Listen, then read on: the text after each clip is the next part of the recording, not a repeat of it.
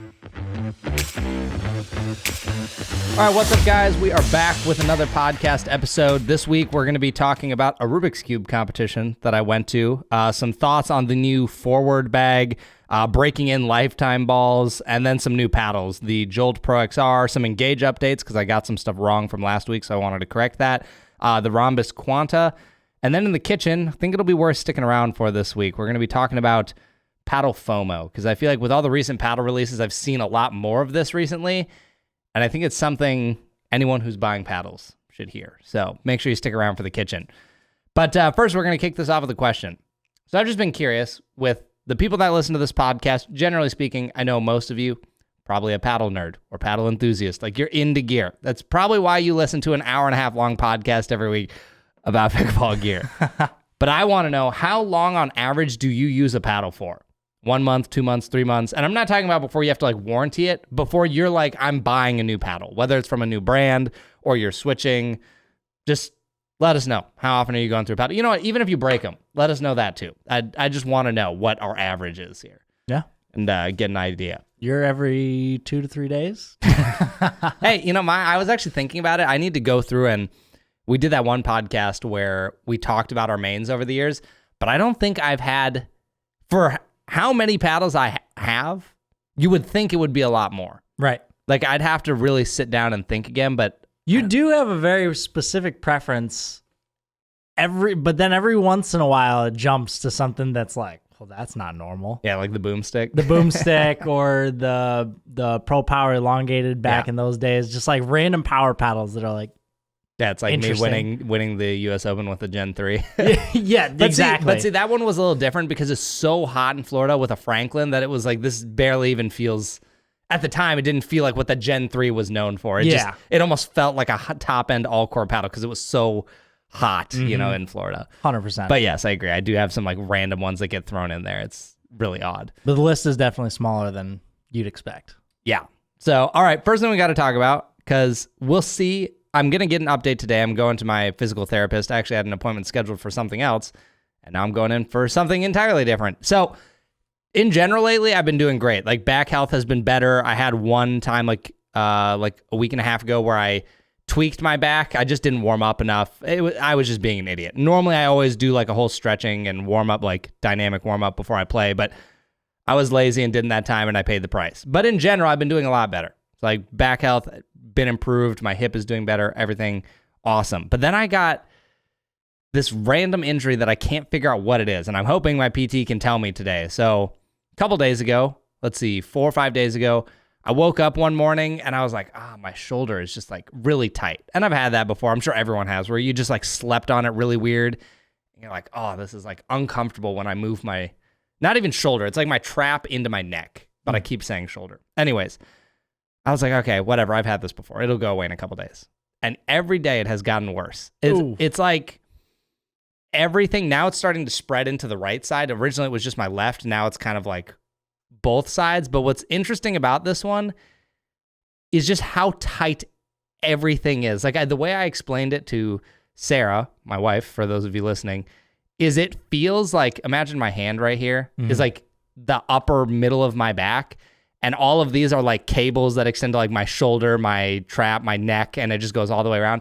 It feels like these cables are literally just stretched at max, and they're just trying to like pull everything in. Like, yeah, pull everything back. It's ridiculously tight. And I even went and got a massage yesterday, gave me some relief, and then within like an hour, everything started tightening back up again. And the worst part about this one, it's like, okay, I can deal with some tightness. That's fine. But right now, even right there, when I eat food or swallow water or anything where I am swallowing, it like makes me wince. Like, everything around my neck and into my traps like hurts. It's like a muscle is like contracting and it hurts. Like, all of me eating dinner last night, Sarah's like watching me, I'd like eat a bite and I'm like, I literally. I think I've had that happen to me once, where like eating food affected, like it was the same thing, like shoulder, neck. Yeah. I hope they have some answer for what this is, because like I was telling Sarah, this is like an 8.5, 9 out of 10 pain. Like, this is not. Oh, that's insane. I didn't think it was that bad. No, yeah. Or like from hearing you talk about it. Yeah. Oh no, it's bad. It's like, I mean, yesterday I got basically no work done because I couldn't concentrate. I would like be at my desk and all I could think about was my neck. Oh, jeez. So yeah, so if there's no pod next week or not much to talk about, it's probably because I wasn't on the court much because I'm trying to figure out what the heck this is. I'm hoping after today everything's good, but That'd be nice. we'll see. That'd be nice. So anyways, just thought I'd give you guys that update in case next week's news is kind of light.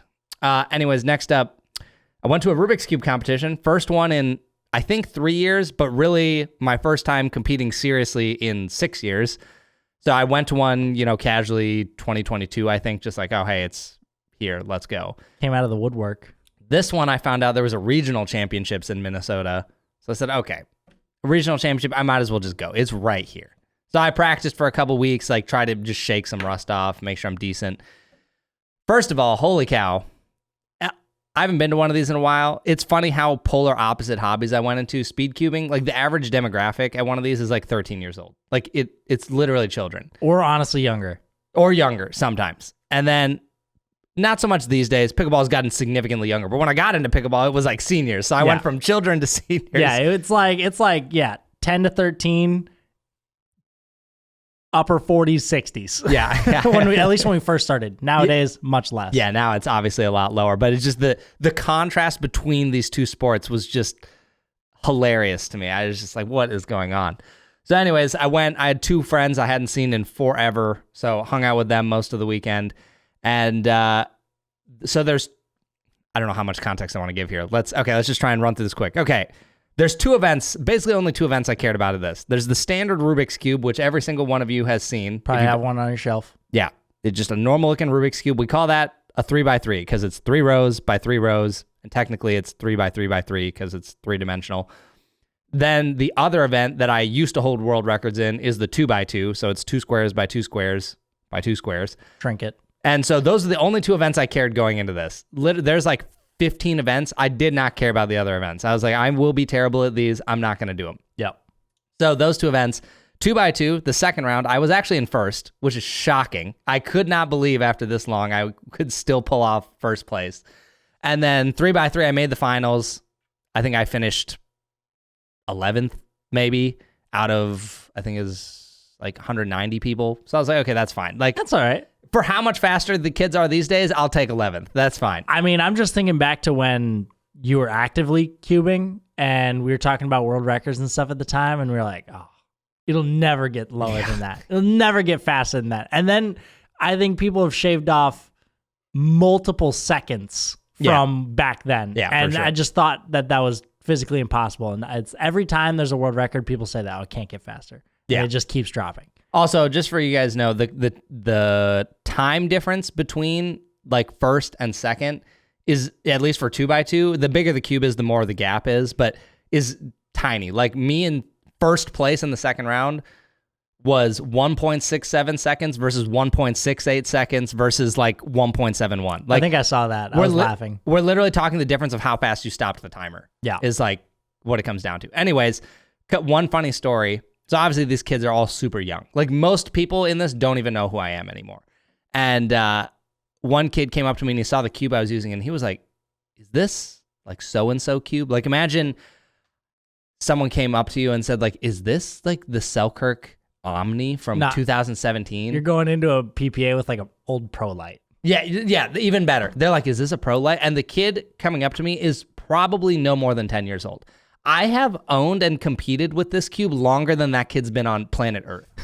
I just sat there and was like, oh my gosh, I'm so old. I was like, I can't believe this. That's actually crazy. But anyways, I'll run through the final here and then we'll wrap this up. So the 2x2 final comes and I was like, okay, there's a chance I could win this. Or at a minimum, be the regional champion. Because the people who were better than me actually weren't from this region. So they could win the competition, but they couldn't be the regional champion because they're not from that region. That makes sense. So anyways, going to the final, I get 4th. I was like, that's a bummer. And the guy who I was competing next to, because you're in tables of 2, that was the kid that beat me, and he was pumped. He was very excited. He knew you, right? I think he did know who I was, yeah. And after since I got 4th, I was like, I'm not going to stay for the award ceremony because I was just tired. I was so exhausted from this competition. So I was like, I'm going to go home. I get a text from my buddy who was running the competition, and he goes, dude, you got 3rd place. He's like, the guy who beat you got a penalty and we didn't catch it until later, so you actually got third place. Now, let me try and explain this in pickleball context. There's not a one-to-one translation, but this is as close as I can get to the penalty that he got.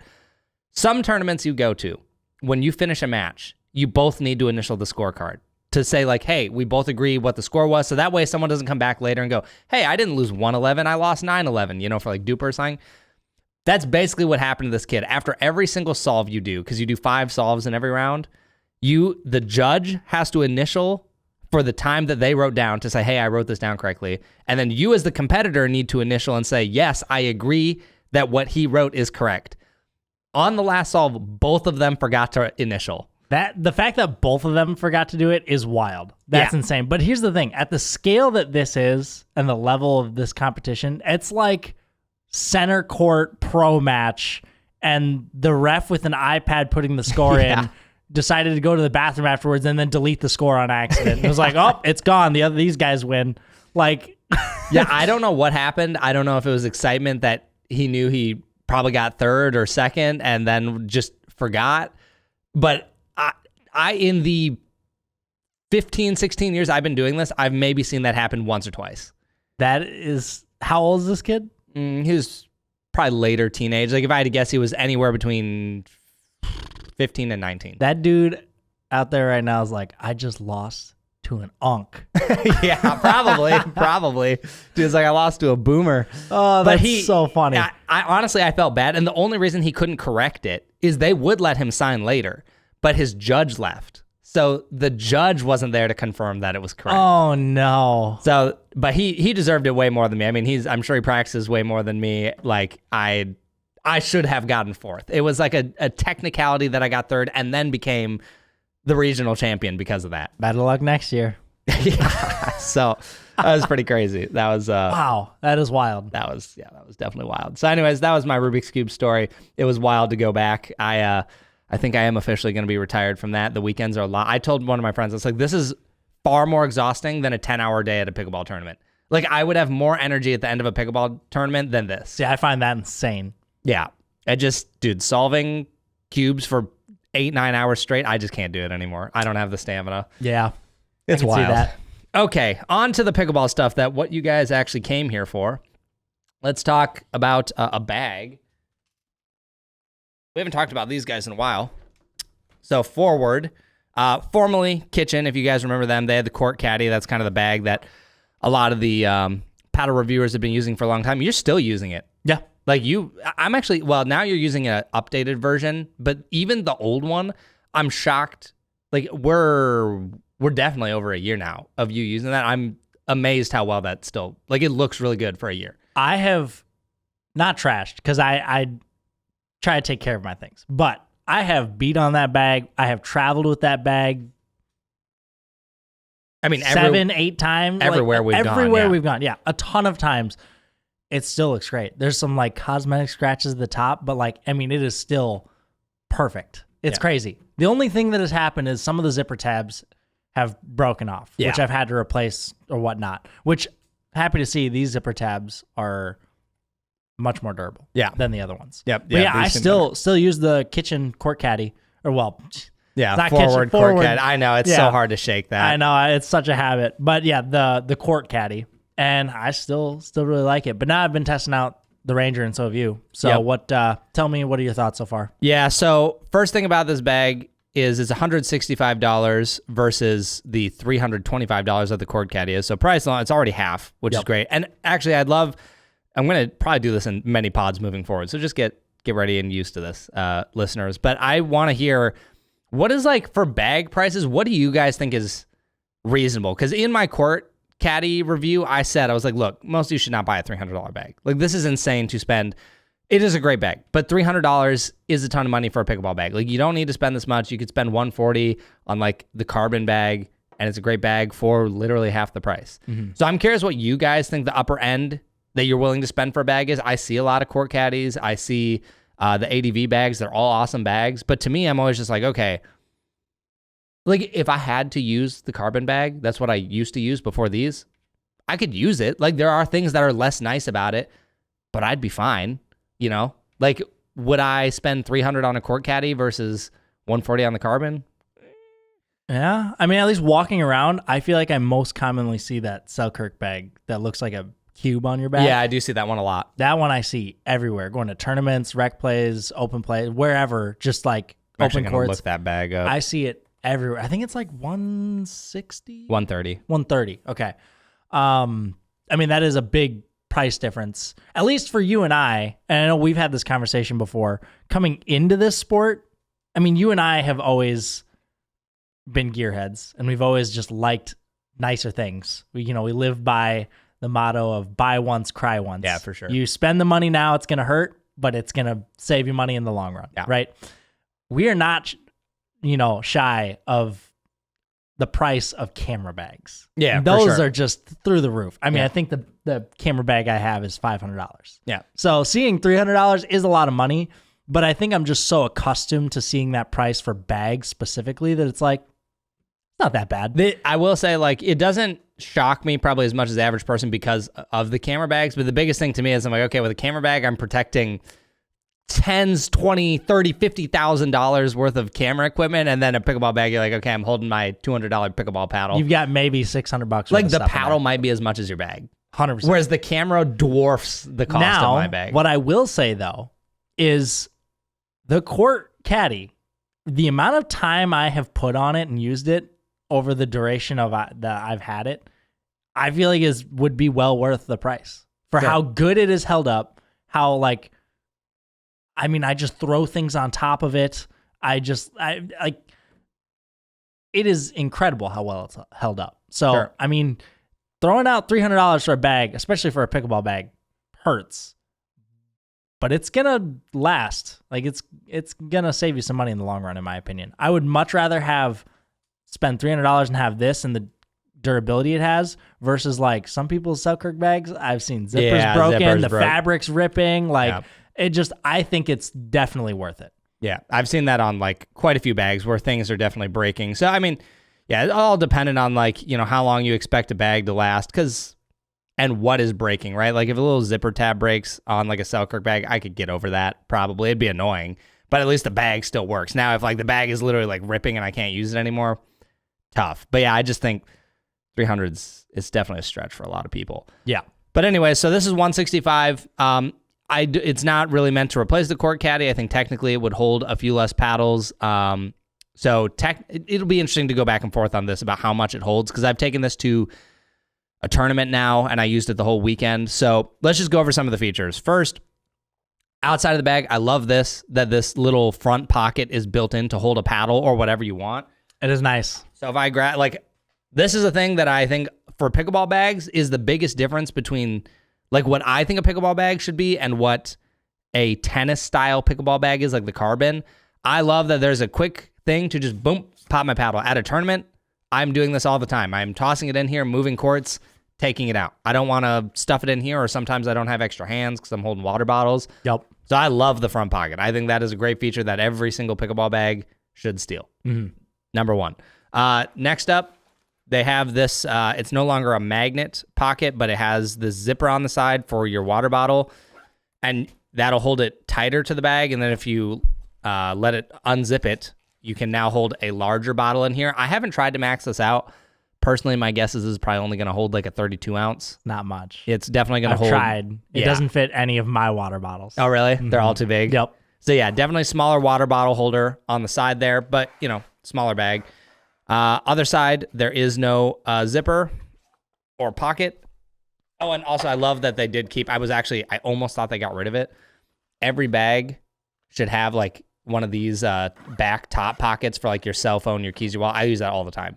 That is probably one of my most used or favorite features of the Court Caddy. Yeah. The fact that there's two of them. In fact, when I was recently buying some new camera bags or travel bags for me to put under the airplane seat, because some of the pickleball bags can't hold some of the stuff as well as I want for laptop, camera, all that. Anyways, and I specifically would only look at bags that had this because of how much I love this pocket. So it is such an essential feature, in my opinion. It's so good. They also do have these metal hooks for clamping to the fence, just like the Court Caddy, so that's still there. They have the sternum strap. Not that most people probably need these. These bags are not that heavy. That, and like even with heavier bags, unless you're riding like a bike or something, I don't ever see anyone use those. I do think it helps. Well, at least for camera bags, when I've had them decked out and I'm walking through an airport, it feels better. If you have a longer walk and you have like a 30 to 45 pound bag, like camera bags, yes. But on a pickleball bag, I don't think I've ever seen anyone use it. I don't mind it being included, but yeah, I think it's so light that. Anyways, moving on, inside the bag. So you have 2 paddle holders that are built into the bag. The new court caddies, which I think is what you're using, you can actually remove the paddle holders. It's like modular. Yeah, which I think is kind of cool. So if you want less to take up less space, you can do that. But this one, they're built in. And it's reversed. 2 sleeves. Where this is, the paddle sleeves are attached to the front of the bag versus the court caddy is attached to the back. So it's a little different. Correct. And then on the inside, you get one top pocket here. Then there's, it's going to be hard to show this on camera. You have another pocket in the back. And then at the very bottom, which I'm definitely not going to be able to show, there's these 2 mesh pockets, which you could put like a battery bank in. You could probably put some over grips in there.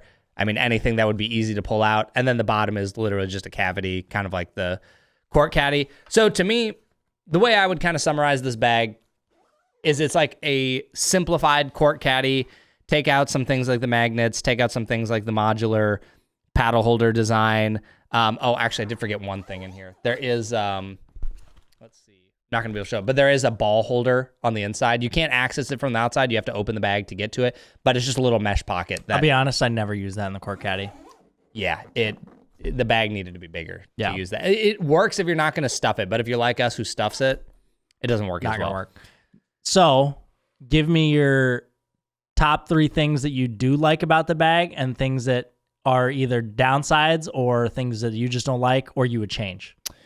Well, number 1 for sure is the front pocket sleeve. I love that. Number 2 would probably be that back pocket. I think is great. And then third thing, I mean, I like that it is a lighter bag, like it lighter than the court caddy. It's a little bit more simplified. I think for most people, this would be the better bag. 1, it's a lot cheaper. And 2, I don't think most people are probably holding as much as us. So they just don't have to hold all that much. I would say downsides, probably the water bottle holder being smaller, harder to hold a bigger bottle, but that's fine. It's supposed to be a smaller, lighter bag. And then the second thing would probably just be, I think bags can be a little tricky when you have just a cavity at the bottom where things can kind of just get like lost. Like, I mean, when I was using it at the tournament this weekend, I had like towels in there, snacks, a massage gun, a battery bank. So sometimes I'm just like digging around, like, where is this? It's like all the way at the bottom. Sometimes it's near the top. I think that's just kind of a lot of bags. Like, no one really has a perfect solution for that. Like, camera bags can have little cube pockets. It's hard to do that, I think, for pickleball. Camera bags are also nice because they just open differently. Like, it's not a zip from the top. It's a folding style bag where you just open literally the entire bag. You can see into the whole thing, and they're much more organized. But it's just because of gear. And I think that's a plus, a pro or a con. Like in pickleball, you really only need the top down. Like, I think most people probably wouldn't want to fold out a pickleball bag and then, look at it. Like, you just take up less space this way. Yes, I agree. If you have to open up the whole bag, which was the issue I had with the ADV bag. Yes, is you would take up, so you go to a tournament and there's not a ton of space to get your stuff out. Yeah. You just take up so much real estate that it can be difficult sometimes. Yeah, their pro bag it just opened that clamshell design. Probably not my favorite for pickleball. But then, again, that just means your downside is you have a cavity at the bottom where things might get lost. Yep. So, trade-offs. It's all trade-offs. So overall, I would say I like the bag. Whether it's worth $165 or not, like, I feel like I'm still kind of up in the air. I just don't know what all I want the bag to do at what price yet. Like, when I really sit down and think about it, like the ADV bag, I've been using it. I like that bag, but you're talking probably $200 after code. And I don't know. I think I have very niche specific needs that make some of these bags nice. But if I was making a recommendation for most people, I'd be like, you could probably get by with a cheaper bag. Like, I know Vatic has a cheap bag. And for some people, they just need to hold like 1-2 paddles. That's fine. I mean, you can always get by with something cheaper. But if it's in your budget to get something a little bit more expensive, I do really like this bag. Like you said, I agree. The water bottle holder is pretty small. So I'm usually just carrying my water bottle. It's a little unfortunate. But I understand. Sacrifice. I do really like the paddle sleeve in the front. Now, this is going to be really nitpicky. Okay. But I just wish it was a little higher. I wish it came up a little higher. I feel like it holds it fine. It holds it fine, but it just it's like slightly, again, like I said, it's really nitpicky. Other than that, I love this. It's great. But it's just like a little loose. I almost wish that the top of this had like an elastic to like wrap around like the cinch paddle. it? Yeah, to like cinch it see. down would be kind of nice. But it's a much cleaner look without that, I Yeah. think. I do really like that it has the same bottom material as the Court Caddy. It's a really rough, rubberized, grippy material. Very durable. I'm not afraid of like dropping it on hard surfaces or it's scratching or ripping or tearing. I think this is a great design. And I really like the material of the bag. It's slightly different than the Court Caddy. It's not that like, I don't know what the material is. It's like a very smooth matte finish where this is like a cord. I don't even know how to describe it. I don't know these materials, but I do really like that quite a bit. And I've actually really enjoyed using a smaller bag. Like I go drill, I know what paddle I'm using, bring a few balls, water, energy drink. I'm good to go. For people who are like on a simple, quick commuting, you don't carry much, that's where I think this bag is kind of nice. I actually do really like the fact that this blends in with every other backpack out there. Yeah. It looks like a school bag, a work bag. Like you could bring this to a gym. Like it's a multi-purpose. It's not just a pickleball bag. If you want to pack this with gym clothes and go to the gym, sure. You want to put a laptop in here, go to work, sure. It just looks like every other backpack, which I think is nice. Yeah. I've always liked FOWRD for having simple, clean designs, and I think they really did that well with this one. So personally, I give it a thumbs up. The only thing I wish we had a white one.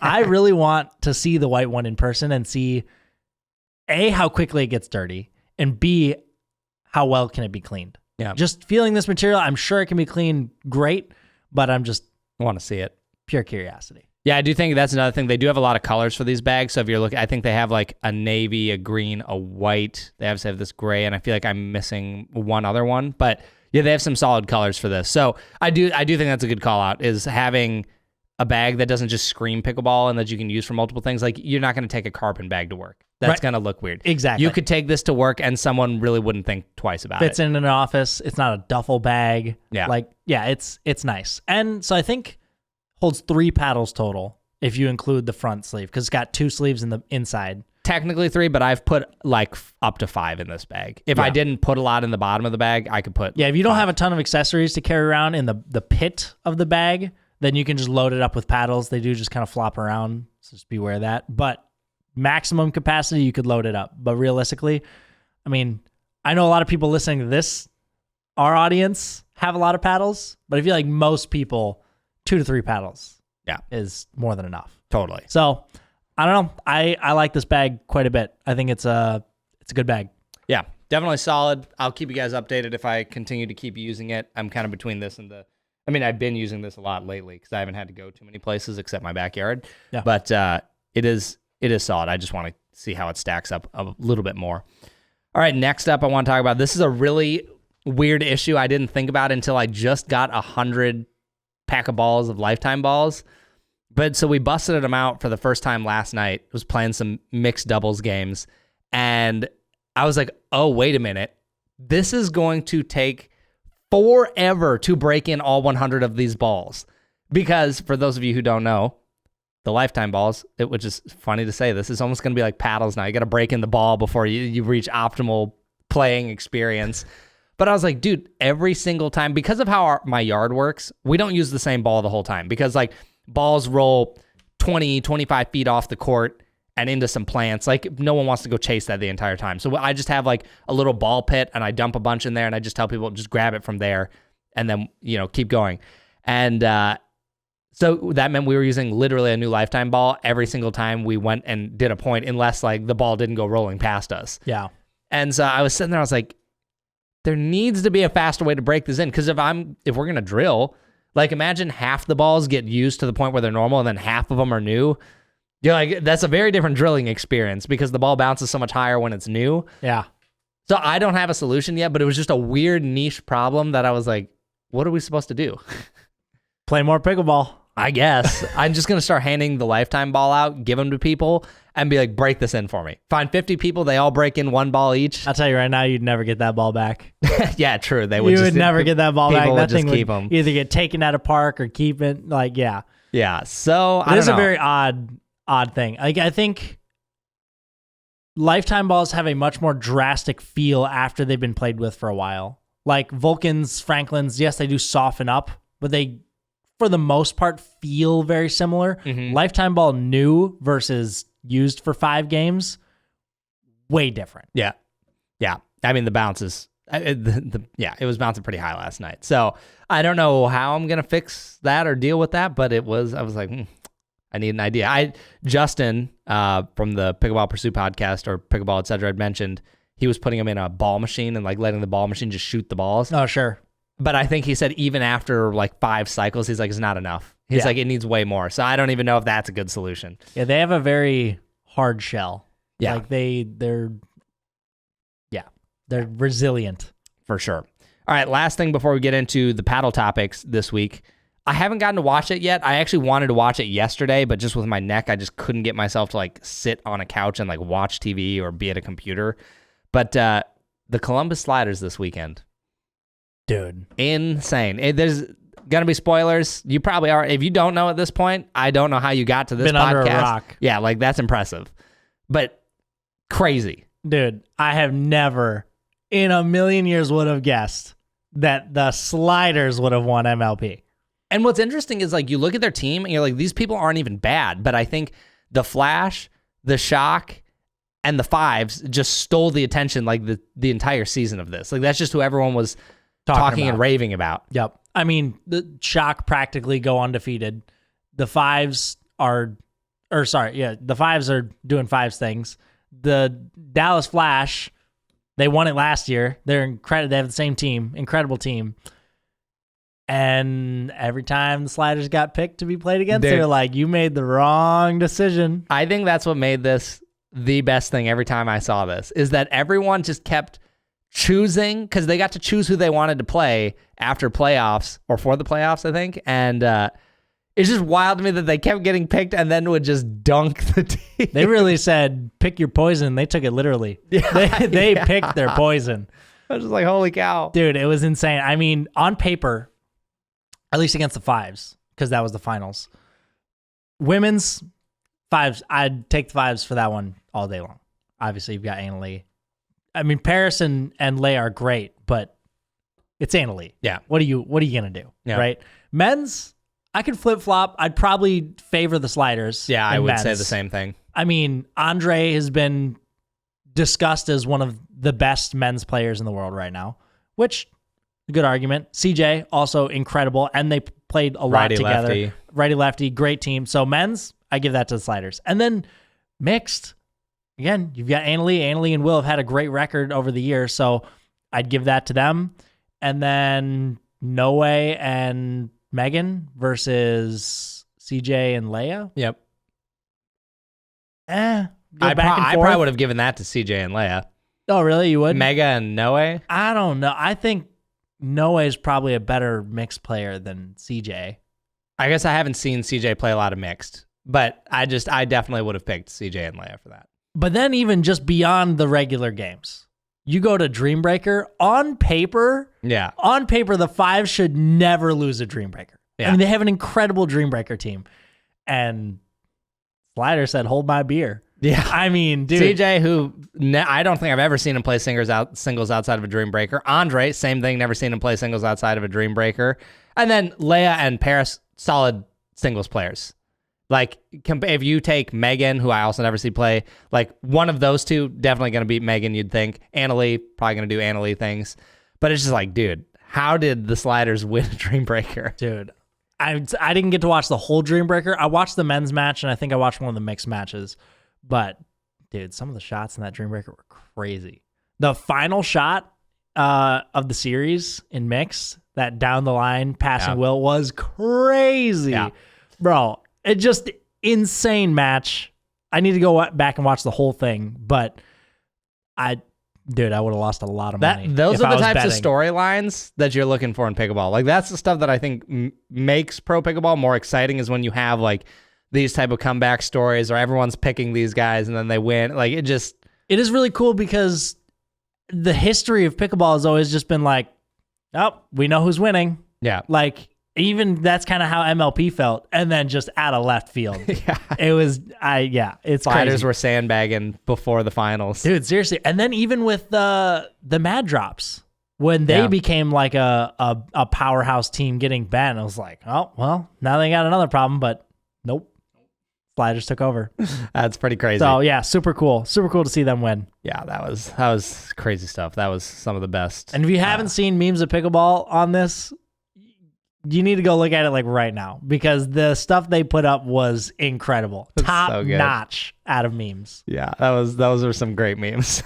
So good. All right, let's talk paddles here. So got 3 things that I want to go over here today. So first, we're going to talk about the Jolt from ProXR. So this, we don't have one of these yet. I need to reach out to them and see if we can get it. I actually think I saw on their website that they're already sold out. So it might be a while till we can even really get one of these or talk about it. But essentially, it is a Gen 3 paddle for an introductory price of $120. So it made a lot of noise because of the price. But then when I looked at the website and it said introductory price, and I couldn't find what the non-introductory price was. I don't know what this is going to go up to. Is it going to be 180, 200, 150? I have no idea. So I don't know if this was hey, let's get people in the door, talk about the paddle, and then we can raise the price. I don't think 120 is final based on looking at it.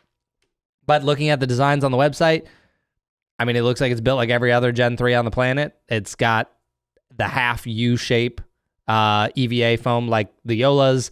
It has the regular yellow edge foam. And then, of course, they had about a bajillion marketing words for their technology. Like, I think the edge guard was called like the shock arrestor or something. I don't even know what that means. Oh, no. But I was like, what is this? Like, just again, a lot of marketing jargon that I was like, what? Does this work? Like, clearly it works because everyone does it. But I'm like, why does this work? I get a pretty good kick out of seeing how different brands name the exact same thing. Yes. Like that right there. Exactly. Like what ProXR calls an edge guard versus what Diadem calls an edge guard. It's like, okay, it's all the same thing, and you guys are using wildly different like gimmick names. Like, okay, let me just go through this just because I think it's funny.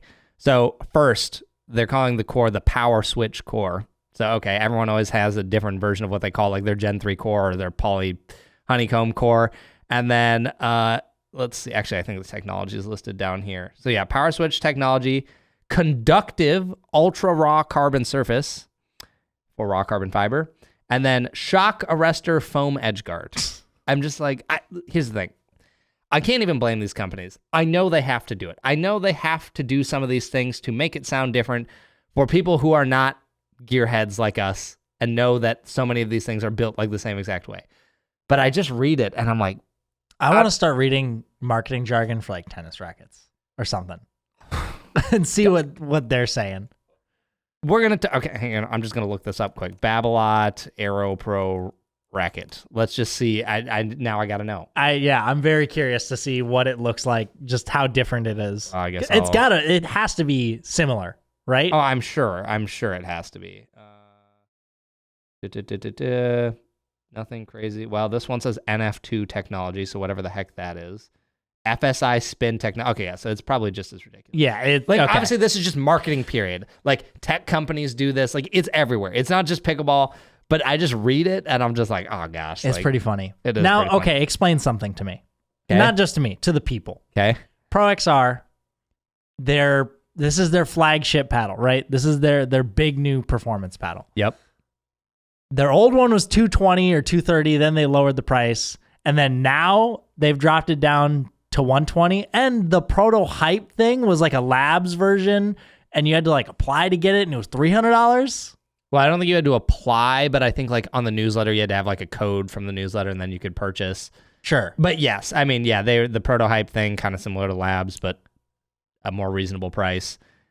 Yeah, it's interesting because like I'm looking at their website right now. Their signature series and the Sweet Spot Max are $150, and then the flagship is $120. Like they're going total opposite direction of the pricing they've had in the past, which I'm not complaining. Cheaper paddles, is great. That's great. But not a complaint. Let's make that clear. ProXR, if you're listening, not a complaint. Feel free to not change that. But it's just interesting strategy. My personal guess is they just realized it wasn't working. They weren't selling enough paddles, and like I mean, how often do you see a ProXR when you go to like a lifetime or something. Never. You just don't. I don't see it anywhere.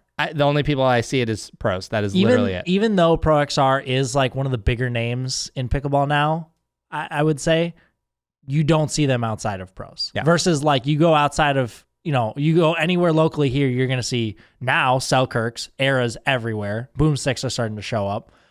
Yola's everywhere. So it's like you just don't see ProXR. Yeah. And I think it's just their handful last releases just have not been enticing at all. It's just the same thing everyone else was doing, but at a more expensive price, and there wasn't a compelling like durability thing. For a while they had the spin when they had their little weird offsetting the axis of grit. Something about ProXR feels like every new paddle they release feels old and late. Where like there was their signature line with Zane's paddle, and it's just like a Gen 2 in a different shape. And it's like, okay, well, we've had this forever. This isn't that interesting. Then they added the like internal weights to update it. Then they acquire Paddle Tech. They come out with their prototype, and it's like, okay, cool. We got a Paddle Tech 12.7 in a different shape. In a ProXR shape. We've already had this. And it's more expensive. Okay. And then now it's like, okay, cool. We get Gen 3 in the ProXR shape. Well, we've had Gen 3 style paddles for multiple years now. Well, about a year and a half, maybe. When did the 3S come out? Well, the Gen 3 came out last year, like spring. Was it really? Geez, it already feels longer. I know, it feels like an eternity. Yeah, but yeah, it's like only been really ago. like a year. So, okay, even still, we've had Gen 3 paddles for a year, and it's like, okay, just, I don't know, feels kind of outdated already, which is crazy to say. And that to me is why I feel like the 120 price is like, that has to be the differentiator from everyone else. You're looking at a Yola at 280, you're looking at a Flamingo at 280. I mean, now you're less than like a Vapor Power. Yeah. Or a Huarache Power, whatever. Yep. So the thing to me is, well, okay, first, I'm not going to knock this too much, but it does only have a 6-month warranty. But at $120, you're not expecting a 1-year warranty, especially on a Gen 3. Mm-hmm. So, okay, that's fine, but shorter warranty. But, this is like, we've talked about this kind of loosely on podcasts before, but this is where it feels sometimes to me like this is where I feel for the companies, because it feels like they can't win no matter which route they take without getting really lucky. So they can do a couple things, which is like a lot of some of these foam core companies, they're first and they rushed it because they know it's going to be a hot thing, like some of these Gen 3 EPP cores right now. So, okay, you rush it. Maybe you get lucky and there's no issues. Or maybe you're like Vatican, you find out there's a disbonding issue and you have to change the whole thing. So unlucky versus lucky. And then if you are ProXR and you come out with this way later after they've clearly been doing, I don't know what their R&D entails, so I'm not going to say it's like the best thing ever, but clearly they've been dabbling with prototypes for a while now. Like they've been doing some Gen 3 stuff. We know people who've had them. I think I saw a clip of Zane saying he's hit like 50 different versions or whatever. So yeah, clearly they're making a ton of different ones. So they're clearly doing some homework, trying to figure something out. But then when they're late and they do the same thing everyone else did, people go, well, it's just a Gen 3 and you're late. But maybe, and I don't know this, I am purely speculating here. Maybe it's like, okay, well, maybe they found something with durability. For a Gen 3 core, I kind of doubt it. None of them hold up. And it's like, that's where I just think it's tough. It's, if you're late, people are like, wow, you're late. No one cares anymore. But if you did try and fix some things, it's like, it's the struggle. Do you want to be early and hope you got lucky with some of the durability, or do you actually want to do some homework? So then it's hard to like fault the company when they were late and tried to do homework, right? But you do look at it and you're like, okay, everyone's talking about foam now. We know Gen 3s break, so like, why do I want this? Except that it's $120. So yep. No idea how it plays. It might play amazing. It might be one of the best Gen 3s on the market. Oh, I can only speculate right now. Only comes in 14? Or yes. Is it? No, it's 13. Like 13. It's 13. Yeah. Yep. So we'll see. But yeah, just kind of an interesting thing. And we've seen that with multiple Gen 3s. Does it come in all their shapes, the Mac shape and the elongated? I only see it in elongated. Interesting. Yep. So we'll see how that does. I mean, I hope for them, it puts them on the map and things like, I hope it's great, but we'll just have to wait and see. Now, we'll move on here quick.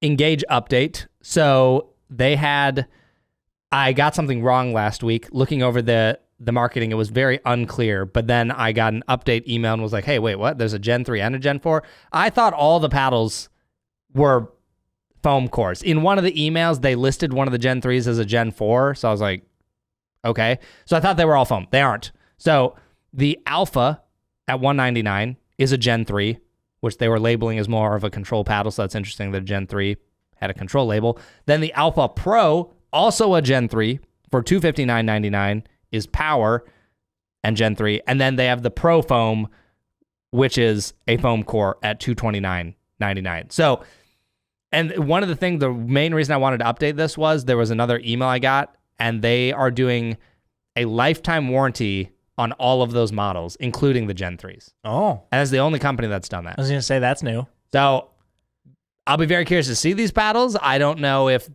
just by doing it at a higher price, they're like, okay, hey, we can eat the core crushing, or if they really feel like they fix something. But no one else has been willing to offer a lifetime warranty on a Gen 3 paddle. So that's kind of interesting. Were we ever able to find out if these have to be made overseas, right? I haven't asked them, but if it was made in the U.S., I feel like that would be a very big bragging point that would have been mentioned. I was going to say, because from every manufacturer I've talked to, like doing this manufacturing in the U.S. is like, it would just cost too much. Yeah, it was just makes zero sense. And the fact that this doesn't have the Pursuit name on any of these, which has been related to their U.S., that's my guess. Yeah, okay. Probably that makes sense. Which, whatever. That's fine. Like, that's what I would expect with foam and Gen 3. Now, obviously, we don't have these paddles, but comparing these to, what would you compare these to that's currently on the market? I've not even a guess, because I have no idea what they did on the inside of these things. Like the Pro Foam, I got to bounce a ball up and down on it with a buddy that had it, but I didn't really get to hit it and feel it out. So I'm very curious to see. Like, I just feel like a lot of Gen 3 paddles at this point, with how foam is going, look, and I think there is still a market for it. There are people who just like how these like more hollow, crisp, immediate feeling pop paddles feel. But I think it's also, the boomstick is showing you can get that with foam. It's just like how, imagine saying this. This is when people say like, oh, I just don't like foam, or I don't think foam is as good as polymer in terms of how it feels. Look how different our Gen 3 paddles are from a Gen 1 polymer honeycomb core. So to me, it would be like saying, oh, I don't like how Gen 1 paddles feel. So like honeycomb's just a bad material. Like, no, there's a lot of different ways it could be done. And there's obviously different foams. Like the Metal Bone had PMI foam in it, which felt like a rock. Yeah. Like that probably felt closer to polymer than some of the current foams. So maybe with EPP, sure. But I just think to be like, oh, foam is, I'm not saying foam is the end all be all. I don't think honeycomb's going anywhere. I want to be clear. But I think there are upsides of foam right now that are better. It's trade-offs. Mm-hmm. It's not strictly better in all ways. It's trade-offs, and you have to figure out which one you value more. Well, I was having this conversation with a buddy of mine recently, and even though we both really like these full foam core paddles, the NF, the Boomstick, the Loco, whatever it is, right? We really like how these feel. We were like, man, even though we like these, something about just a plain old Gen 2 that just feels so good that don't have anymore. Even though like I value the extra pop and power now that the sweet spot is comparable to like the Gen 2s, but they feel different. And it's not a bad feel. I like the feel of them. It's just different. But I love the feel of an old Gen 2. And I just don't have that anymore. And I don't think you can replicate that. See, that's to me is like, I think there's just so many things that could still be tried that we just don't know. We're still so early. Like, imagine when we started with the carbon, okay, you had a full slab of foam.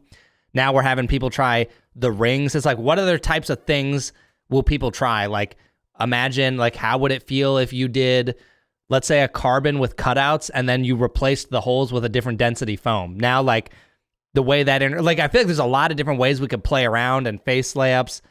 Because, like, the Boomstick is the first foam paddle that I feel like we've had that has that more immediate rebound, kind of like a Pro 4, where it's like more crisp and it's really fast instead of like boing and sinks in, Yeah. So that to me is just why I'm like I feel like we haven't seen it enough yet to determine if foam can be similar or not similar.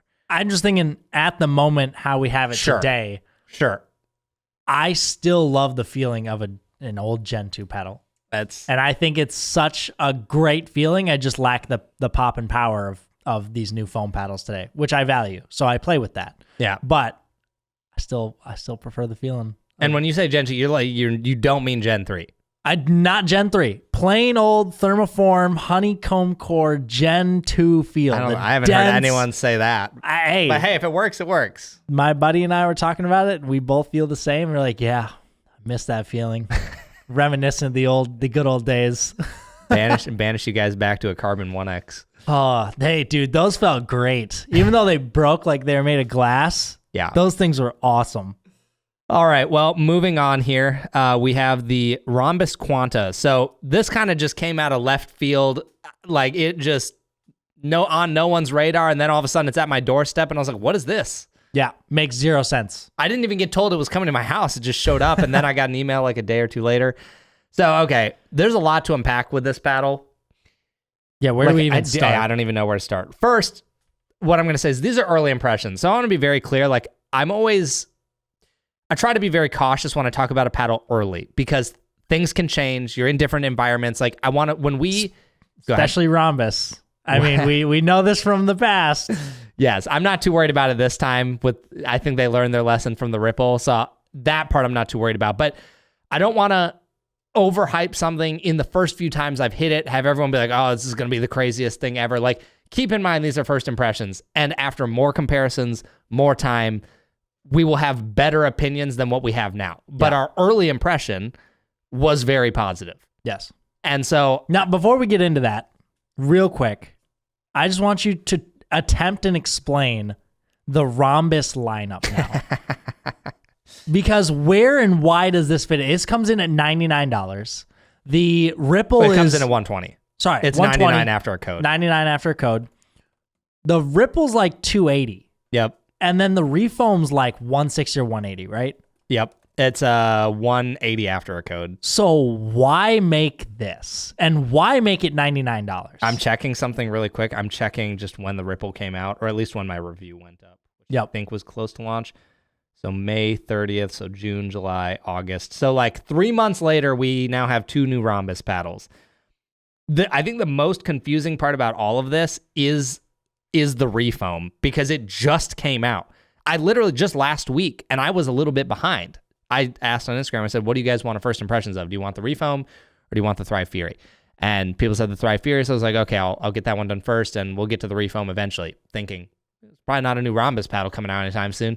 To me, now the Quanta comes out and is going to dwarf both the Ripple and the Refoam. Like, and the pricing structure is going to be so confusing because you're like, we're going to get to all this.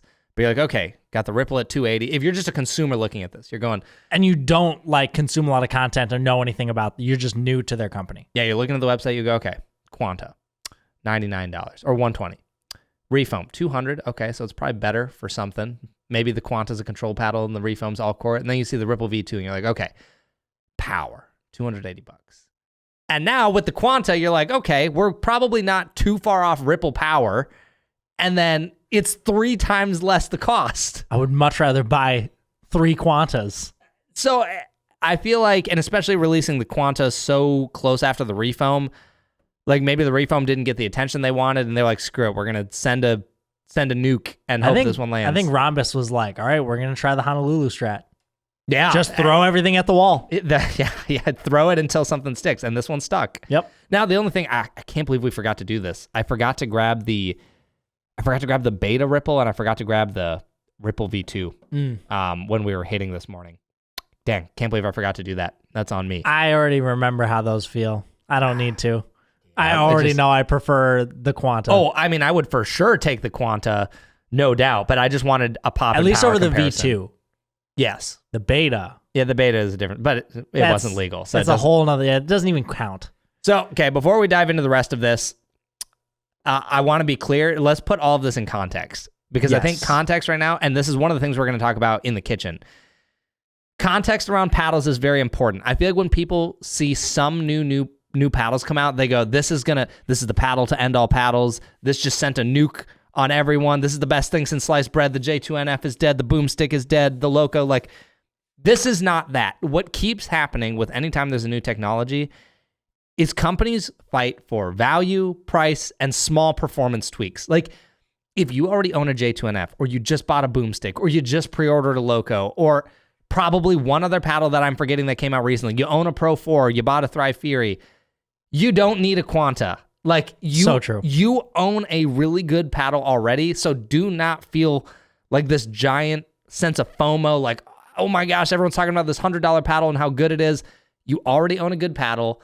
What companies are beating each other at is not necessarily performance every time, but value. Like better price, slightly better performance. Like maybe they gave the swing weights people wanted, and then maybe the warranty is a little longer, yada, yada, yada. So like, keep it in that context, guys. Like, this is an awesome paddle, and if you're in the market, great. But if you already bought one from the last wave of the last 2 months, just don't worry about it. Yeah. Okay. Now, real quick, we've said a lot of great things. We've thrown a lot of things at you guys. Explain how this paddle feels and compares to other foam paddles. Yeah, I feel like I would definitely need to hit it more, but like I think the biggest thing that I felt like we both noticed was once you put weight, how like in the realm of a boomstick it is. Like it's not a clone. Doesn't feel exactly like a boomstick. Like if people think all of a sudden you're about to get a boomstick for like $233 less, it's not quite that. But is it far away enough that you wouldn't rather just spend $100 versus $333? Probably not. Yeah. Now, to be clear, these paddles come in extremely light stock. Yeah. So the elongated was 111. Yep. The wide body, the R2 was 101. Yep. And then the other ones were like 107, the R1, I think the R1 was 107. My notion is busted right now. I can't get over to my super light paddles. All you guys need to know. The stock. Heaviest swing weight was 111 and for an elongated paddle, the R3. The lowest was the R2 at 101. Yeah. So super light paddles, and everything that we're saying about how these paddles feel, and I know we haven't talked about that much, why we like it so much, is after weight. Yes. These paddles, think of the C45, where they're fine, but the second you put weight on it, it opens the paddle up. Yep. The sweet spot gets better, the feel of it changes, even the sound changes, and it just elevates the performance twofold, tenfold. Like this paddle it's playable stock. That's what we did this morning. So yesterday when I played mixed, I immediately slapped weight on it because it was going to be more competitive games. I knew it was going to be low stability. I was like, I just want the paddle to play good. So actually, let me just hold them all up here. They have 5 shapes, by the way. So we'll go through these one by one. They have the R1. This is their elongated with a curved top, basically a Yola Hyperion. I think everyone's probably familiar with that if you're familiar with Ronbus paddles. Then we have the R2. This is their basically Scorpius shape. I don't mind the shape. I actually kind of like it. And then just so you guys know, the weight setup I did was 15 grams. I basically mimicked the boomstick because I was like, okay, has a Gen 3 floating core. It's very light, like how a boomstick is without weight. So I was like, let's just see what happens if we mimicked the same exact setup. And to do that, I had to use 2 gram per inch weight, and then I had to stack weight on top of each other to make it work. But now it is similar weight setup as placed how on the the boomstick. basically the same spot as the MOI. Yeah, weighting 3 and 9. Yep, right directly at the sides. So this is the R2, which is a wide body. You have the R3, which is like a Perseus, best shape in the game. Square head, elongated, long handle. If you are someone that has a 2-handed backhand and you want an elongated paddle, this is probably what you're going after. Next up, their last 2 new shapes. They have the R4, which is their hybrid, which does kind of look like a funky hybrid just with how it's shaped, but it's a hybrid. They have it. Out of most hybrids or all hybrids, I feel like this one has a lot of space on the handle to hold for a 2E. For a hybrid. Yes, I agree. It is actually quite comfortable. Yeah. So if you found that, especially if you're comparing like a J2NF, this or handle length, a more DBD. Space. Yeah, DBD. Way more hand space on this. I would take this hybrid shape over almost any other hybrid shape on the market right now. I think because you have bigger hands, so obviously the space matters more for you. I'd probably choose some of the other ones, but it's not a bad shape. Let's be clear. Yeah. But I don't know that I need all that space. Sure. But it's there if you want it. And then the last shape they have, which to me only came out because of the ripple, so I don't know that they needed it for this one, but we'll play test it and see if there's a difference. But they have the R5, which is another wide body, which I think the taper you get maybe slightly more space than the R2 for a 2-handed backhand. Definitely do. 100%. Yeah, you definitely do. The bottom corners are shaved off a bit. And then it's like an arrow curve head. But it's funny. I actually think this swing weight was higher than the R2. It was. This one. The R2, Barely, maybe we just got a light one of the R2, or maybe we got a heavy R5. Well, they were all very similar. Like basically the highest was 7.8 and the lowest was like 7.67 of all 5 of these paddles. That's crazy. So the range was very small. They're very light paddles. Yeah, they're extremely light. So they basically just went. I'm sure they heard all the criticisms of the Ripple and said, you know what? I don't ever want to hear someone say the swing weight's too high again. They're like, I'm going to go so low. This is the exact same thing that happened with Franklin. Yeah. The original Dynasties came out, the Gen 2s, and they were tanks. Yep. 132 swing weight stock. Yep. It was insane. And then everyone's like, too heavy, don't want it. So they came out. They even made like a featherweight 12 millimeter version. But then they came out with the C45 and said, fine, you want something light? We'll give you something light. And it was great, but then you just needed to put weight on it to make it playable, in my opinion. So I feel like Ronbus did the same thing, copied that model.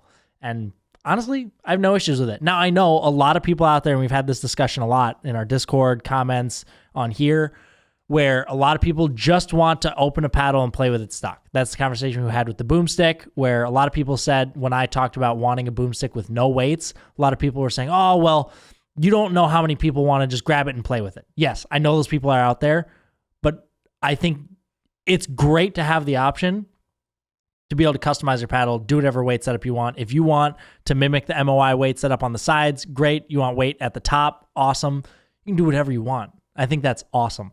Yeah. And one market I just thought about this. This is something I actually probably need to think about more for my reviews moving forward with how big the junior market is getting.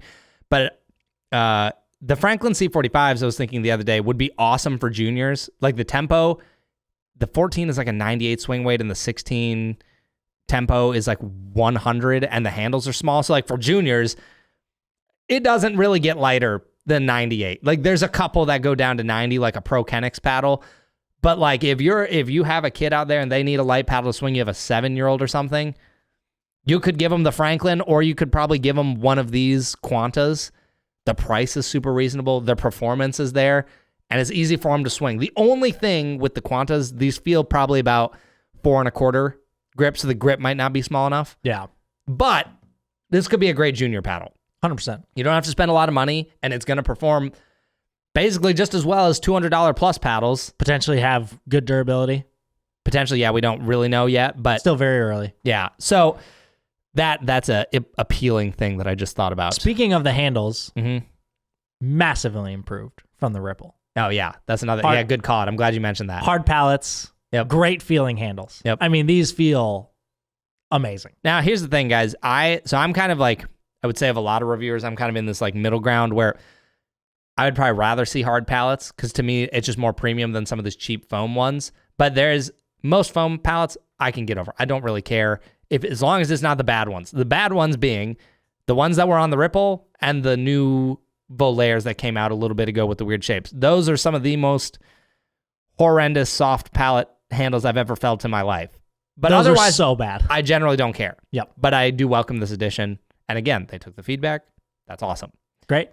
So, okay, where else to go here? So first, I just want to say, going back to the strategy of releasing these paddles, if I was a customer and I just bought the refoam, I would be pissed. Yeah, 100%. I just spent $180 and you're telling me this paddle, okay, I'm not going to say better in every way. They're just a little bit different. But to me, the Quanta is what the refoam should have been. Yep. Like, I don't think the refoam needed to exist. They could have just done this and been fine.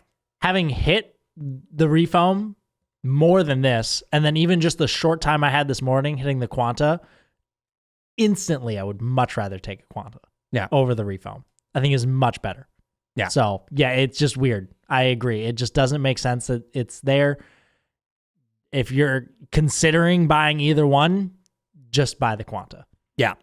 So, okay, let's talk about, we were hitting this morning. We obviously had mine that was weighted up. We didn't weight any of the other ones up because we wanted to get a feel for the stock and be able to explain it. I'll go first and then you can kind of chime in on some stuff. So first, hitting them stock, because of the low swing weights, the twist weights are very low. I think maybe one of these paddles was barely over 6. Otherwise, they're all in the 5s. So stability is going to be low, and that's the trade-off you always have with low swing weight paddles. So that's just expected that if you want the stability to be there, you're going to add some weight. Last night, when I put this 15 grams on the R2, I did not think about the sweet spot size a single time. I played games, didn't have to worry about, oh man, that just like it twisted in my hand. That wasn't good. So with the weight, I can confirm, at least the weight that I did, sweet spot was fine. You can fix the sweet spot if you put weight on it. But out of the box, if you miss, it will twist in your hand and it will be like, whoa, that didn't feel awesome. Yep. So I'm going to, just like the C45s, I'm sure you're going to hear everyone say this. You will maximize this paddle by adding weight. 100%. Unless you want it to be like higher end of all court and you don't mind the smaller sweet spot and your goal is the fast hand speed. If that's your goals, okay, cool. Use it stock. That's fine. I'm not saying it's bad, but there are downgrades by leaving it stock. I mean, I can think of a couple people here locally that would probably like it without weight, that just value having as light of a paddle. Actually, we might be thinking of the same guy. Yeah, the same guy. Yeah, 100%. I really want to get him to hit it now with no. Yeah, no we weight should. on it. We should get him to hit it. That's a good call out. So yeah, hitting with it stock is like, okay, it's fine. It's like reasonably powerful for how light the paddle is, but it definitely feels like the ball can kind of move the paddle around. And then every time I would jump back to this R2 with weight, I was like, oh, okay, yeah, now we're moving the ball. You get the plow through, the feel changes a little bit. You get that more dwelly feel, and then pop and power go up. We were talking about this, and I was like, I wonder if you feel the same. So stock, the paddle almost feels stiffer to me. And then as soon as I go to the R2 with weight, it feels less stiff and almost like it grabs the ball more. And I feel like the way you described it made sense. Whether that's what's happening or not, it felt like it made sense. Yeah. So what I say is without weight, I feel like the ball moves the paddle a little bit more. Like there's more resistance there or less resistance there. Versus with weight, there's more plow through. So the paddle actually goes through the ball more and it actually allows it to absorb versus the ball pushing the paddle back. And that allows the ball to sink into the face more because there's more weight there. And I think that's the feeling that it's giving because it gives that more plush plow through feel. And when we also did a blind test before you got here, I was bouncing my weighted Quanta versus the boomstick. I was like, oh, how different do these sound? And I was like, oh my gosh, these sound like strikingly similar because the boomstick has a very distinct loud sound. Not many paddles have sounded exactly like it. So I was like, am I crazy? And then so I went to you and I said, okay, blindfold yourself. I'm going to bounce two paddles. One's the Quanta, one is the boomstick. Tell me which one's the boomstick. And you're like, I couldn't tell you. And same thing, when we did it for me, I think I got it right, but I was essentially guessing when they had weight on Flip them. a coin. Yeah, I was like, I think it's this one, but the second we took the weight off, sounded way different. Yeah. It's a lot easier to tell which is the boomstick and which is not when you take the weight off. When I was hitting the R2 side by side with the wide body boomstick, you can definitely feel a difference, but it's not a lot. I mean, we're talking, in terms of feedback, they're different. But in terms of pop and power, I think the boomstick has maybe not substantial, but definitely elevated pop. And then from the baseline, they were very similar. Power-wise was very close. Yeah.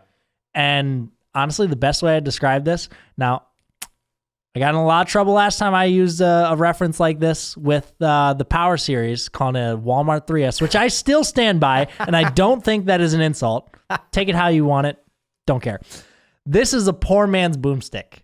If you do not want to spend $300+ and then after just said tax, a Costco boomstick. that works too. I mean, it is so much cheaper. You just slap a little weight on there.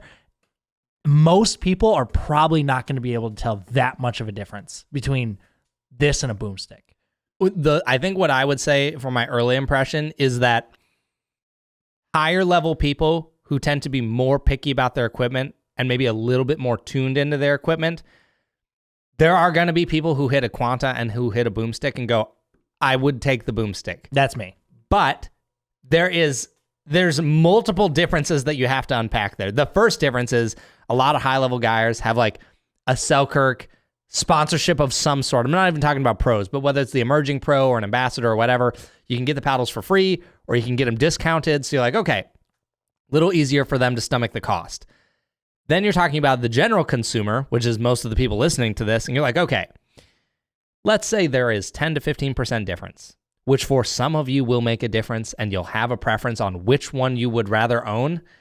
Like you might go, oh yeah, I do like the boomstick a little bit more, but then you have to ask, is that difference worth $233 extra? Yeah.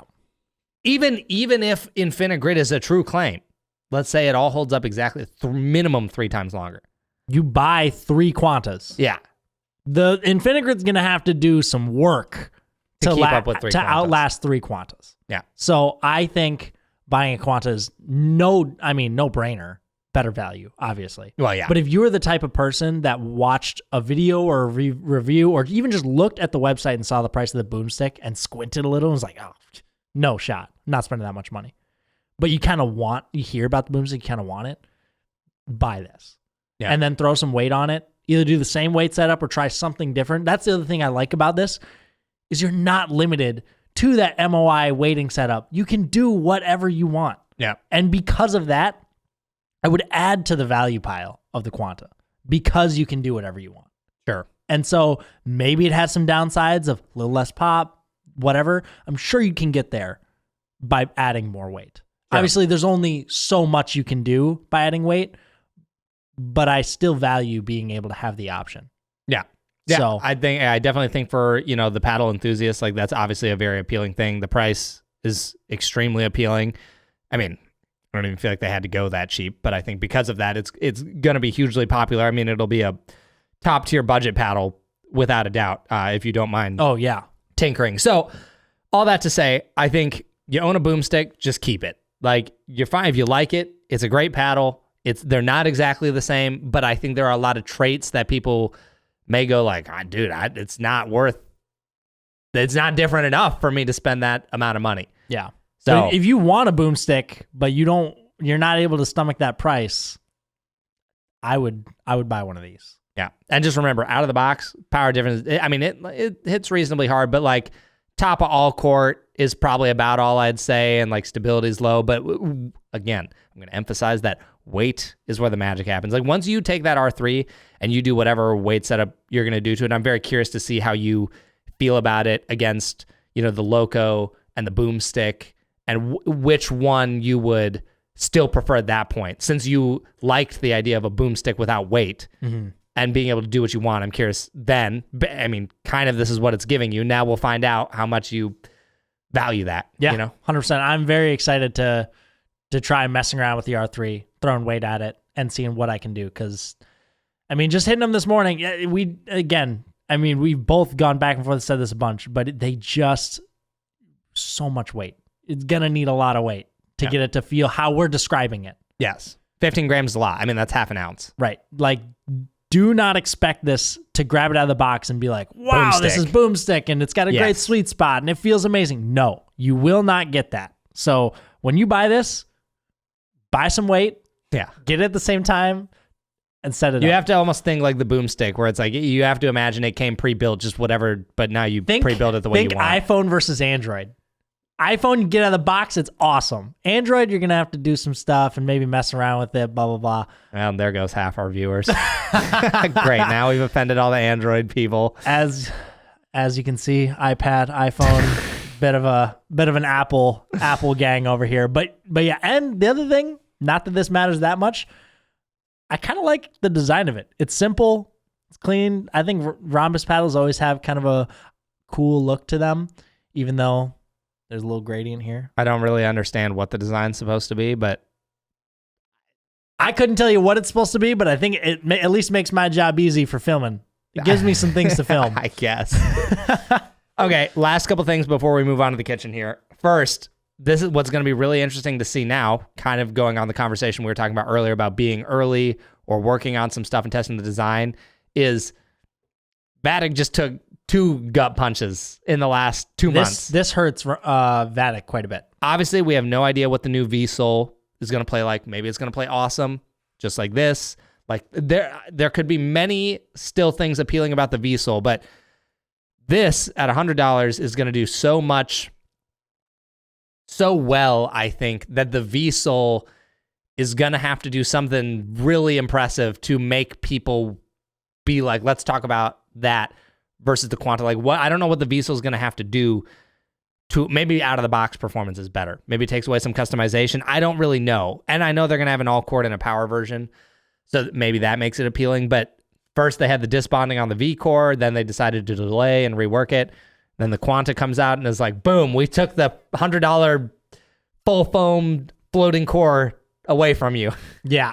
This one, that's rough for them. Now, the only thing is, what's the warranty on the Quanta? So yeah, that's what I haven't heard of an updated thing yet. I'll ask them. My guess is it's going to be 6 months. Because potentially that's where Vatic, I mean, not that I'm expecting Vatic to have a lifetime warranty, but they had 1 year on the V core. So if they wanted to give you something over the Quanta, I feel like it would just have to be a lifetime warranty. Which that at $100 would be insane. That would be wild. That would be, right? I mean, at that point, I feel like people view it as so disposable at $100, and not that they probably should, but let's just say the V-Sol comes out and it feels the same as the V-Core, but they fix the durability issues. I would take the Quanta over the V-Sol. Yeah, not saying that that's what it's gonna be. Yeah, we have no idea. But if it was, then I would rather take this. Correct. So I agree. Vatic's gonna have to do something to give you a reason to buy it over this. Yeah, for sure. So yeah, I would say Quanta, definitely looking great so far. We'll keep you guys updated as we test them, durability, all that. We'll probably shoot a first impressions here soon and then shoot a full review closer to when the paddle's launching, which I believe is September 12th. Coming up soon. Yeah, so it's coming soon. But yeah, it's I think they've got something good on their hands here. Ronbus is back. They went back to the roots. They went back to the budget. They said, fine, you guys don't want a $280 heavy ripple? Here, take this. Yeah, we definitely don't. Here's the thing. Last thing. If they had released this at, let's say this is what the Ripple was, I feel like people would have been a lot more excited for this than what the Ripple V2 ended up being. Oh, yeah. Obviously, this is super exciting because it's $99 and it performs extremely well. But I think even if this had just been replaced the Ripple, I think this probably would have been exciting. I think so. Yeah. I think after the whole beta production debacle of it getting banned and all that, it just Ronbus really trying to get that core technology out. I think they were just too married to the idea of that, and that kind of hurt them. And then now they were just able to get this out earlier back then, 3 months ago. Dude, 3 months earlier than everyone. Maybe they just didn't exist. Maybe they didn't have it. Yeah. But who knows? That would have been incredible. Yeah. So I would have much rather had this 3 months ago than the Ripple V2. Yeah, for sure. I agree. Now we've been going for a minute. We're already at hour 20. Yeah. Pods have been long lately. We're going to need a word at the end of this pod. This is the one that I was like, we probably won't have that much. We went on the Quanta for a while. Yeah, every week that I think it's not going to be long. That's why I didn't say it this week. I didn't say it was going to be a short one. That's true. Still ended up being long. Can't say it because we'll always find things to talk about. All right, well, you made it to the kitchen, and you probably hit about 200 resets, drops, third shot drive. Then they brought you back to the kitchen, or brought you back to the baseline, lobbed you once you got to the kitchen. Then you finally made it to the kitchen, and now you're on a dink rally. Welcome to the kitchen. We've made it. Okay. This is a thing that because of paddles like the Quanta and, the Loco, the J2NF, all these foam core paddles that have been coming out lately, I want to do a dedicated video on this, but I thought, a podcast would probably be a good starter point for this. And this is just paddle FOMO and understanding the paddle market, because, I'll hear people say all the time online, they're like, oh man, reviewers talk about this paddle and they were excited about this one a week ago and now they're excited about this one. And I think what is so fascinating about the pickleball paddle market versus every other industry is that people do things that it feels like they would never do in another industry, or you're not even capable of. For example, let's use smartphones as an example, because they don't do this in that industry. Imagine the new iPhone comes out, okay? And it does whatever better than the last iPhone. Usually something's always better enough to make some demographic willing to upgrade. They buy it. Now imagine 3 weeks later, unannounced, an iPhone clone literally has iMessage. It's an iPhone. Obviously, this can't happen because other companies don't have access to iMessage and all the Apple servers, blah, blah, blah, blah, blah. But imagine an iPhone came out 3 weeks later, and it was $100 cheaper, and they said, we made the battery life 20% longer, and you know what? We'll give you a longer warranty out of the box. That is what happens in pickleball all the time when there's a new technology. Instead of apple, it's pineapple. Pineapple, yeah, there you go. That's funny. But no, seriously, like this happens all the time. The Quanta is a great example of this. The boomstick comes out, and it's like, okay, yes, this is a really expensive paddle, but it's really nice, it has a lifetime warranty. There are things that, whether it justifies the price to you or not, is debatable. And then out of nowhere, Ronbus is like, okay, let's give you some of the things people complained about the boomstick. They said, we don't want the weights on there. Some people are fine with the weights. They said, we'll give it to you 3 times lower price, and now you have options, and the performance is great if you do want to weight it up. So like, it's not that the paddle that a week ago suddenly got worse.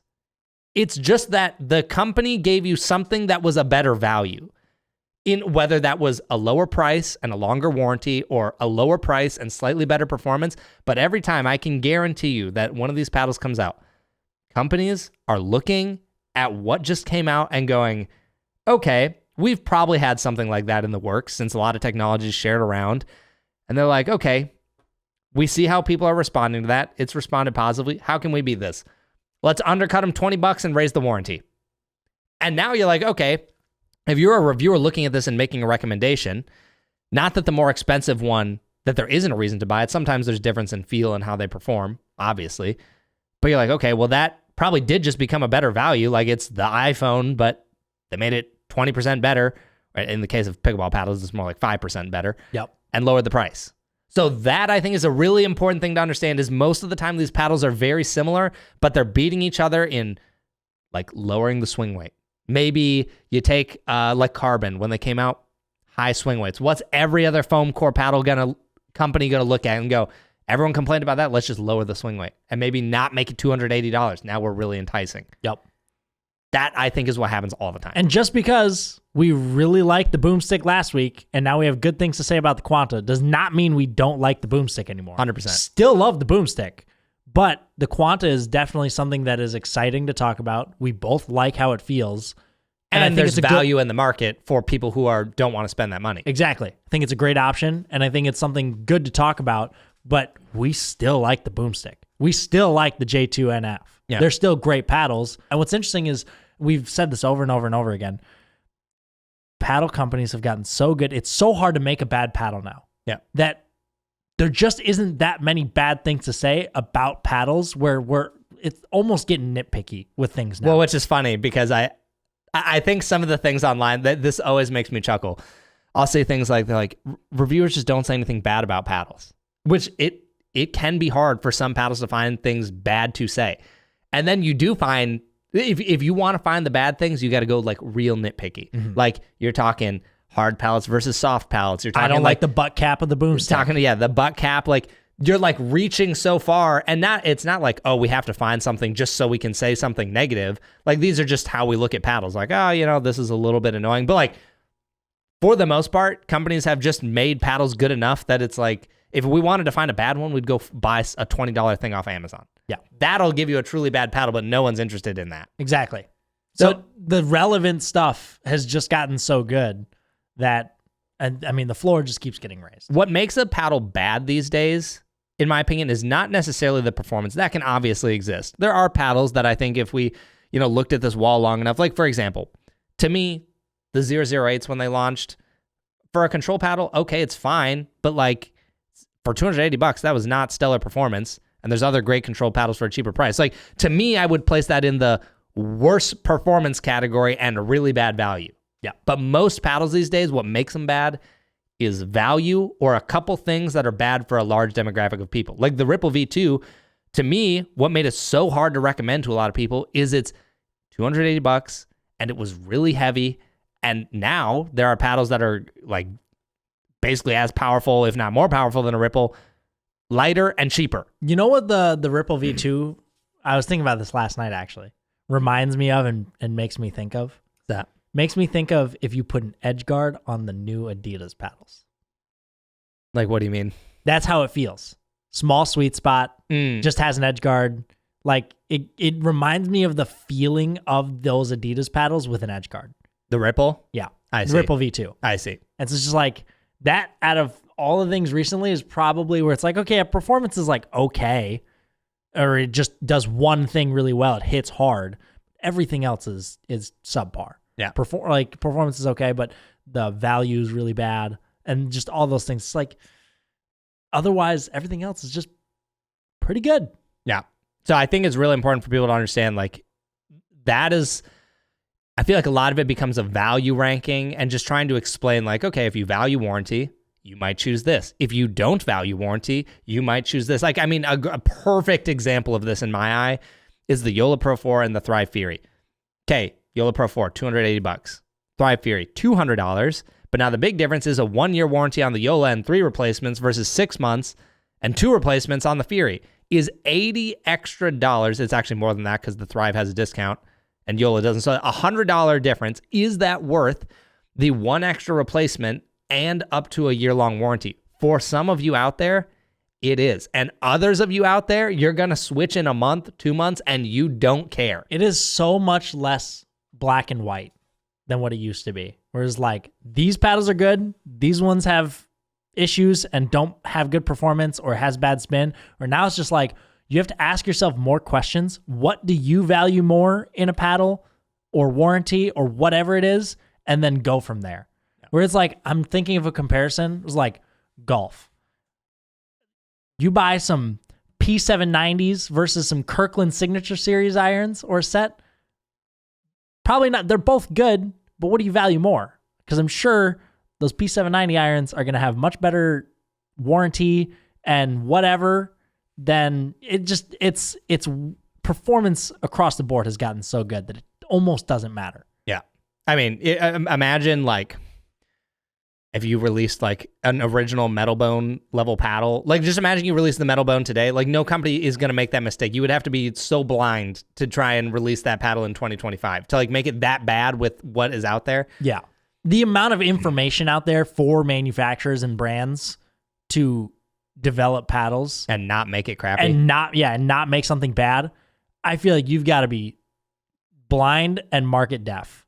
Yeah. To make something that level anymore. Yeah. For sure. Okay, so back on the main topic here. Now that you kind of understand that, like, I just feel like there's a lot of FOMO that goes around. It's like, oh man, like I just bought a J2NF, and now people are talking about the Quanta. All the paddles are awesome, guys. Like I understand why FOMO is a thing. You hear people excited about something, but again, it's more excited about the value proposition it brings rather than the raw performance. Like if I had to go to 2 people. First, a lot of context would be needed. If I went to a person and I was helping them buy a paddle, first I'd be like, what is your play style? What do you tend to value? Do you like lower swing weights? Are you fine with slightly higher? You know, if right off the bat, someone tells me like, dude, I can't use a swing weight over 105. Well, my options of recommendations just got really low. And something like a Quanta is probably pretty high up there because I know the performance is good and I know they're light. Maybe the C45s are in there, but it's like highly dependent on context. And I think every time a new release comes out, you don't have to be like, oh man, like this sucks. Like maybe you could feel upset if you like bought a boomstick the day before the Quanta dropped. And you're like, wait, you're telling me I kind of could have got something comparable for a lot cheaper? That would suck. Yeah. But if you like the paddle and you play great with it, just stick with it for a long time and get good with it. Like you will get so much better, so much faster by sticking with one paddle and just drilling for like a week than you will just from buying a new paddle. And I should have prefaced this at the beginning of this conversation. If you're a paddle nerd or a paddle enthusiast, this conversation doesn't apply to you. Like that, we know you like buying paddles like us. You like trying new things. It's a hobby. It's part of the fun. All of that is okay. If you're one of those, that is totally fine. But if you're someone that's just like, dude, I'm trying to play pickleball and I just want a good paddle, this is who that is for. Yeah. It kind of, upset is the wrong word, and sad is too strong of an emotion. But when I hear people just being like, man, I'm just like, I feel like I keep buying the wrong one. It's like, dude, if you like it, it's fine. Like, you're good, man. You got a good paddle. Like, even if you still own a Carbon, it's still a fine paddle. It's just not the best value, or maybe you're not eking out the most performance you could get. But like, if you already have it, yeah, it's there's fine. No reason. Like, it's fine. Like, don't worry about it, guys. Like, I don't think people should feel this intense FOMO that like just kind of ruins your like, oh man, I don't have a good paddle anymore, because it's not like that. I mean, heck, there are probably still people that I would recommend a Mach 2 Forza to, and that paddle hasn't been talked about in forever. I still think that's an amazing control paddle. In 2025, that paddle came out like 2 years ago now. I'm still thinking like the original Fridays, maybe performance-wise have fallen off a little bit, but $50, Yeah. still great. If you're brand new and just starting, Yeah. you are totally fine with those. Yep. Those are old news, still great. Yeah. Hasn't changed that there's still good value, right? So it's like there's going to be new stuff. There's always going to be new stuff, but that doesn't mean, sometimes it can be true, but that doesn't mean that older paddles are irrelevant anymore. And companies are just so much more, it feels like they're more cutthroat in this industry than they are in some other industries. Like, again, if we're looking at the phone, like, yeah, okay, a company could undercut Apple. They could make a budget phone and they could probably boost the specs a lot higher, but they are missing things that are appealing about the iPhone to people like iMessage, like iCloud, like these other like lock-in features that Apple has that keeps you in. Paddles don't really have that. So what companies do is they're like, let me just give you the same thing that guy's got, make it cheaper. For less. Or maybe we tweak the swing a little bit, but you just don't see that in other industries as much. Like, there are things about that brand that keeps you enticed, where I feel like in pickleball, most companies don't have a technology besides like Gearbox that would make you want to stay in that garden or in that wall. Yeah. People are just like, give me the best price, the best performance. There's a few brands that do this now. Like, first one that comes to mind is Yola, where they really only release one paddle a year. Yep. I'm just waiting for the rest of the market to hit that, where it's like, right now, like Ronbus, 3 paddles, 3 months. That's crazy. I'm just waiting for the rest of the market to get to the point where it's like really only making 1 to 2 paddles a year. Yeah. And that'll be a very interesting time. Yeah. But I think we're still a ways away from that. I think with the lack of patents, which is rapidly going up, I know companies are working on that a lot more. With the lack of patents, the accessibility between manufacturers and finding the same technology and getting them produced, I just think it's too easy for people to have a non-differentiator. It's like, yeah, we don't really have a unique technology. It's just like we made it a little better than them, or maybe it was a little worse. Yeah. And they overpriced it. It's starting to come down to what name do you like to see on your paddle?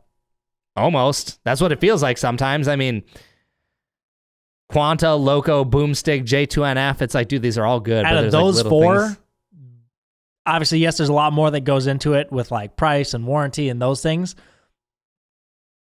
Any of those 4 play so good at this point. I would put those 4 paddles in the upper end of performance in the market right now. What do you like the graphics of, and which name do you like to look at? And what's your budget? And what's your budget? Because, or if budget's not an option, it almost comes down to what do you like to look at? Yeah. It's crazy. Yep. And I think another thing that just I think this really only happens in like the really heavy paddle enthusiasts like my Discord and places, but I think people really, really need to look at reviews and go, this is a guide, not a hard fact. Like, again, if I was working with a person one-on-one, like let's say I worked at a pro shop and I helped people pick paddles all day, I would be able to pick out so much more nuance about that person. Like, how do you move on the court? Like, what style? Like, what are some of your favorite shots? Like, what do you value in a paddle? Do you need a long handle for a two-handed backhand? Like, when it's a review, you're giving this like general purpose, broad overview about here's how the paddle plays. Here are certain attributes about it that are better for this play style. And here's like a couple paddle comparisons, but nothing beats actually going out and trying it. And I realize that's not possible for everyone. Some brands, it's hard to do.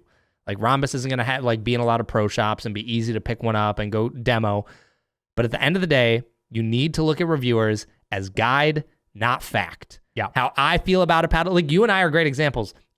More often than not, we fall on different sides of paddle preferences and how we view things and what we value.